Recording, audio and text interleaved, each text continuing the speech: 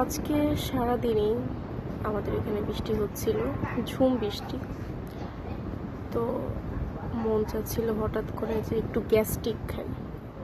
তো যেই ভাবনা সেই কাজ, বাসার সামনের এক গ্যাস্ট্রিকের দোকানে চলে গেলাম। ওখানে গিয়ে ভাবছি কিছু একটা খাবো। তো গিয়ে দেখি যে সিঙ্গারাটা একটু গরম কিন্তু পুরিটা ঠান্ডা। তো মামা আমাকে ঠান্ডাটা না দিয়ে গরম গরম ভেজে দিচ্ছিল।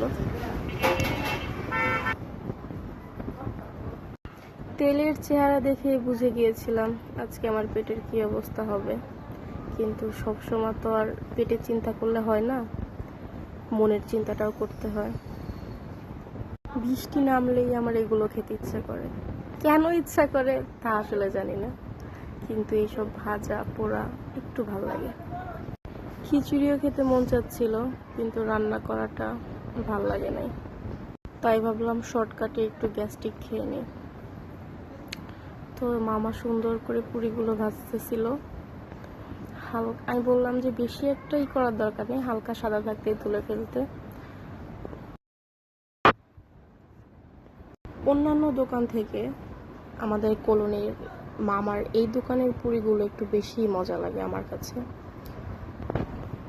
তো আমি এখান থেকে কয়েকটা পুরি, কয়েকটা সিঙ্গারা নিলাম। আর আমি পেঁয়াজু খাই না, পেঁয়াজু আম্মু একটু খায়, তো আম্মুর জন্য মাত্র 2টো পেঁয়াজু নিয়েছিলাম। জানি বাসায় গেলেই আম্মু বকাচকা শুরু করবে যে এগুলো খাস কেন, এগুলো খাওয়া ভালো না, কিন্তু কি করব, মন চায়। আর মন যেটা চায় আমার মনে হয় সেটা করা উচিত। সব সময় এত চিন্তা করলে হয় না, সেটা যে কোনো বিষয় হোক। বাসায় চলে আসলাম, আর এই যে 3rd ক্লাস গ্যাস্ট্রিক, কিন্তু কি করব, খুব মজা লাগে। আর আজকে এগুলো খাওয়ার পরে মনে হয় না পেটে আর অন্য কিছু যাবে।